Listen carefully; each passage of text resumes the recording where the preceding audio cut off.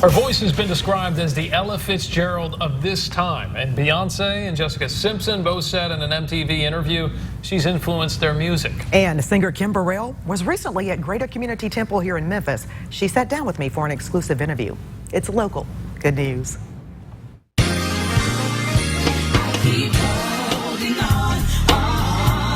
Vocalist and evangelist Kim Burrell is no stranger to Memphis. She recorded a live album here back in 2001. I said, why not?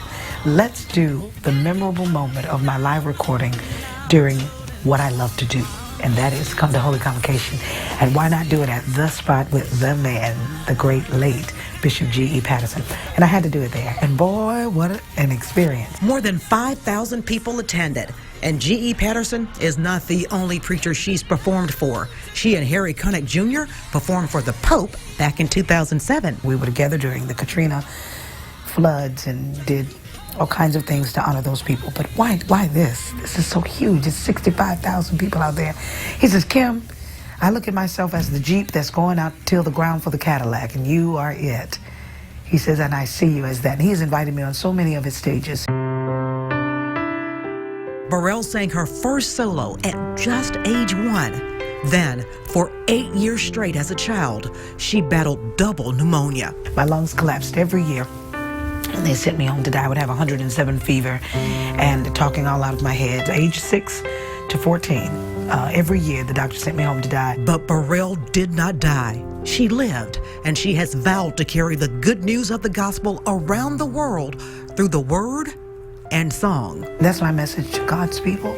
To the one that doesn't believe in him, try him and see, won't he prove himself to be the God of all things. Whatever my lot, thou hast taught me to say, it is well with my soul. And that's local good news. And Burrell tells me that she will make a guest appearance on The Harry Show that will begin airing right here on Local 24 September 12th. So be sure to look for that. And remember, we love local good news. So if you have a local good news story you would like for me to cover, just send me an email to goodnews@localmemphis.com. You can also send me a message on our Facebook page. Find us at Local Memphis.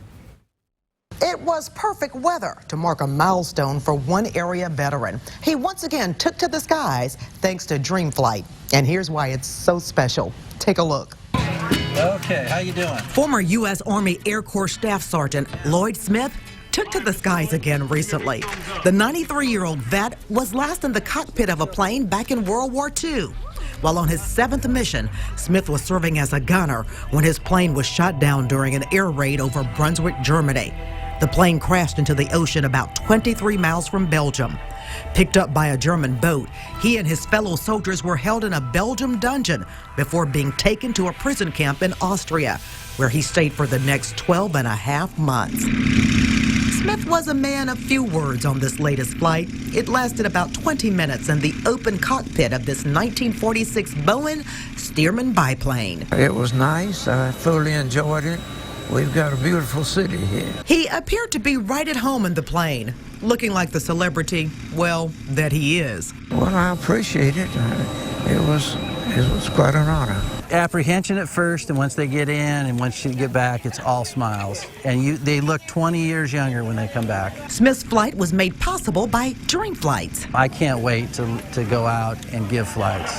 It is so rich of an experience for me and for the veterans and for everybody else, families and such. I never get tired of it. Dream Flight started back in 2011 in Oxford, Mississippi, when founder Daryl Fisher took a veteran for an afternoon flight.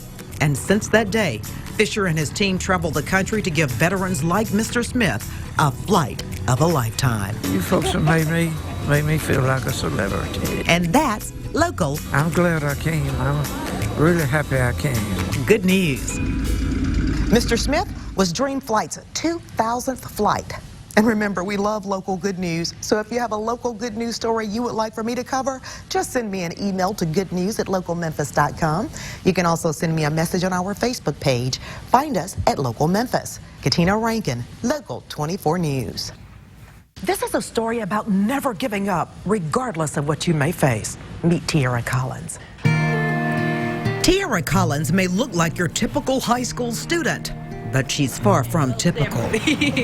Tiara is about to graduate from Wooddale High School a year early. If you don't have education, you don't have nothing. So to get far in life, you just need your education. And at just 16, life has taught Tiara a lot. When we moved back here, it was like, we didn't have nowhere to go. Tiara has been in and out of shelters her entire life because her mother, a single parent, fell on hard times. We was end up staying from my mom's friend's house to family members' houses, and even teammates of mine. We stayed in like rooming houses where like it was a house, but it was different people renting out rooms, and we all stayed together. Most people be ashamed of stuff like that, but me and my sister, we weren't. So we just kept strong and was praying to God every day. Tiara prayed, and she did what she loves to do, dance, to get through a very difficult time in her and her family's life. My mom, she worked so hard.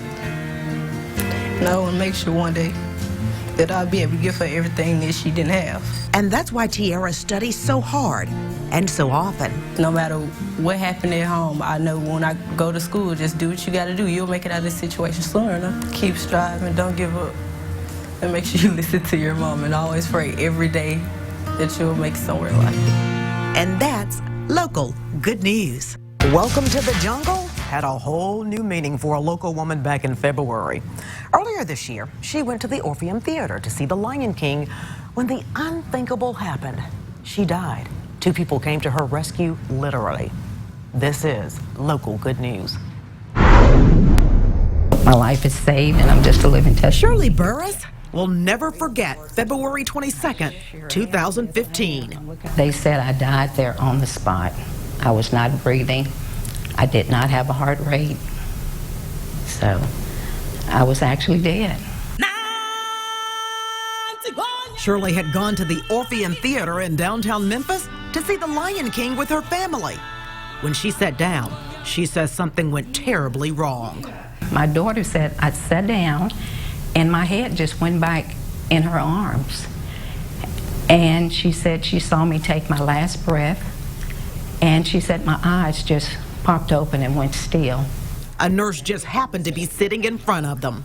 She began doing CPR on me, and my daughter started yelling, "Someone call 911." There was this man that came in with a defibrillator, and come to find out that he had this defibrillator in the trunk of his car that he had really planned to leave at home, but he brought it with him. Shirley is sharing her story now because it's CPR week, but also because she says she never met the people that saved her life. I really would like to know those people, just to let them know how much I appreciate what they did for me. Without them, I wouldn't be here today. And the fact that Shirley is here and is telling her story is local good news. Now, if you just happened to be at the Orpheum February 22nd and know the 2 people that spring into action, send me an email so I can connect Shirley with them. As you heard, she would really love to meet them. Just send an email to goodnews@localmemphis.com. You can also send me a message on the Local Memphis Facebook page. Segregated schools. Blacks going to one school, whites going to another. It sounds like the way things were in the 1950s, but it's still happening in the South. This is local in Mississippi. A court has ordered schools in Cleveland, Mississippi to desegregate, but the district and even some students are against it. A Millington family is grieving tonight after a very tragic accident. 70-year-old Daryl Van Vickel was killed when a tree fell on the tractor that he was driving. It happened after 1 p.m. on Cuba Millington Road. Local 24's Tish Clark has been at the scene where family and first responders gathered. Oh, it was so pretty outside. I almost played hooky today. I know. We're waiting on the call. So thank you for being here. Okay, you're welcome. All right, Gil's here too. Gil came as well. Local in Mississippi, a former Mississippi State student who pleaded guilty to joining ISIS was sentenced to 12 years in prison today. Justin Timberlake fans, a big evening is in store for you, trust me. Netflix is premiering the movie Justin Timberlake and the Tennessee Kids. The film focuses on the final nights of JT's 2020 Experience World Tour in Las Vegas.